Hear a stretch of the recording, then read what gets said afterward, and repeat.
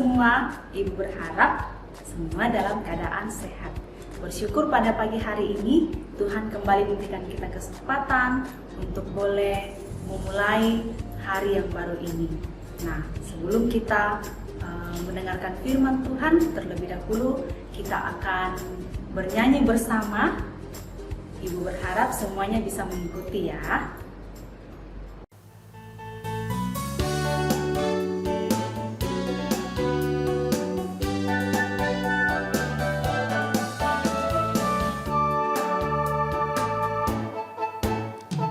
Firman Tuhan ada di hatiku, ada di langkahku, ada di hidupku, dan terus bertumbuh, sirami jiwaku. Berbuah, berbuah, berbuah, berbuah, berbuah, berbuah, berbuah, berbuah.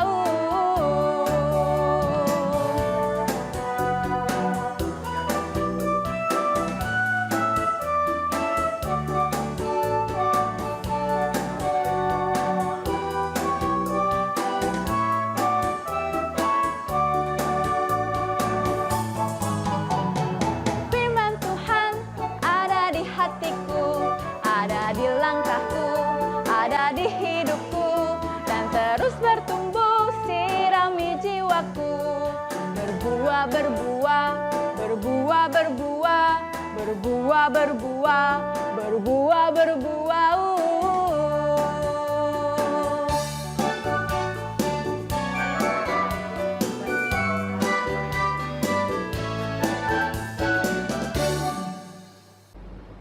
Sebelum kita membaca firman Tuhan, mari kita berdoa. Kita berdoa. Bapa di surga, kami sungguh bersyukur kepadamu pada pagi hari ini. Bersyukur atas setiap kasih Tuhan, pemeliharaan Tuhan yang boleh kami alami. Terima kasih Tuhan kembali mengaruniakan kehidupan yang baru pada pagi hari ini. Sebelum kami melaksanakan setiap aktivitas kami, kiranya Tuhan yang akan memberkati kami. Dan pada saat ini Tuhan, kami pun rindu untuk membaca dan mendengarkan firman-Mu. Mampukan kami Tuhan untuk dapat memahami firman-Mu saat ini. Di dalam nama Tuhan Yesus kami berdoa. Amin. Firman Tuhan yang akan kita baca dan renungkan bersama dalam devosi pada hari ini diambil dari kitab 1 Yohanes pasal 5 ayat 1 sampai ayat 3. 1 Yohanes pasal 5 ayat 1 sampai 3. Firman Tuhan, iman mengalahkan dunia. Setiap orang yang percaya bahwa Yesus adalah Kristus lahir dari Allah. Dan setiap orang yang mengasihi Dia yang melahirkan, mengasihi juga Dia yang lahir daripadanya. Inilah tandanya bahwa kita mengasihi anak-anak Allah, yaitu apabila kita mengasihi Allah serta melakukan perintah-perintahnya. Sebab inilah kasih kepada Allah, yaitu bahwa kita menuruti perintah-perintahnya. Perintah-perintahnya itu tidak berat. Sampai demikian pembacaan kita, yang dikatakan berbahagia adalah setiap anak-anak Tuhan yang terus merindukan firman Tuhan dan melakukannya dalam kehidupan sehari-hari. Tema kita hari ini adalah bertumbuh dalam mengasihi Kristus. Bertumbuh dalam mengasihi Kristus. Anak-anak, ketika kita menanam, tentu kita mengharapkan hasil yang terbaik dari yang kita tanam. Dan untuk mendapatkan hasil yang baik, maka apa yang kita tanam harus dipelihara agar memiliki pertumbuhan yang baik. Contohnya, seorang petani, ketika dia menanam padi, misalnya, dia tidak hanya sekedar menanam, tetapi dia akan terus-menerus memelihara tanaman padi tersebut, sehingga padi itu boleh bertumbuh dengan baik dan menghasilkan buah yang banyak. Sama juga dengan yang ada di gambar kita saat ini. ya, petani anggur. Ketika seorang petani menanam, tentu dia mengharapkan hasil dari apa yang dia tanam. Dan supaya apa yang dia tanam itu bertumbuh dengan baik, maka dia akan memelihara tanaman tersebut sehingga bisa bertumbuh dengan baik dan nantinya bisa berbuah dengan lebat. Sebagai ciptaan yang istimewa, Allah mengharapkan manusia melakukan yang terbaik untuk kemuliaannya. Jadi, ketika Allah menciptakan manusia, Allah mengharapkan manusia melakukan yang terbaik untuk kemuliaannya. Tetapi, dosa telah mencemari dunia ini, sehingga penuh dengan kejahatan. Syukur kepada Allah, karena Tuhan Yesus datang ke dalam dunia menyelamatkan kita. Tuhan Yesus menyelamatkan kita dan menjadikan kita ciptaan yang baru di dalam Dia. Tuhan Yesus mau manusia yang telah ditebus sungguh-sungguh berakar dan bertumbuh serta berbuah di dalam Dia. Apa bukti bahwa Tuhan Yesus sangat mengasihi kita? Tuhan Yesus rela memberikan dirinya mati di kayu salib untuk menebus dosa kita. Itu adalah tanda bahwa Dia sangat mengasihi kita. Allah begitu peduli dengan manusia ciptaannya. Allah begitu mengasihi manusia ciptaannya. Dalam 1 Yohanes pasal 4 ayat 19 mengatakan, kita mengasihi karena Allah lebih dahulu mengasihi kita. Selanjutnya 1 Yohanes pasal 5 ayat 1 sampai 3, setiap orang yang percaya bahwa Yesus adalah Kristus, lahir dari Allah, dan setiap orang yang mengasihi Dia yang melahirkan, mengasihi juga Dia yang lahir daripadanya. Inilah tandanya bahwa kita mengasihi anak-anak Allah, yaitu apabila kita mengasihi Allah serta melakukan perintah-perintahnya. Sebab inilah kasih kepada Allah, yaitu bahwa kita menuruti perintah-perintahnya. Perintah-perintahnya itu tidak berat. Pertanyaannya adalah, mengapa kita mengasihi Allah? Dan apa bukti bahwa kita mengasihi Allah? Kita mengasihi Allah. Alasannya karena Allah lebih dulu mengasihi kita.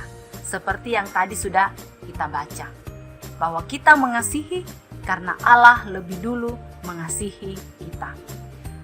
Dan tahukah kamu, kasih Allah pun terus berlanjut dalam sepanjang kehidupan kita. Bagaimana kita mengetahuinya?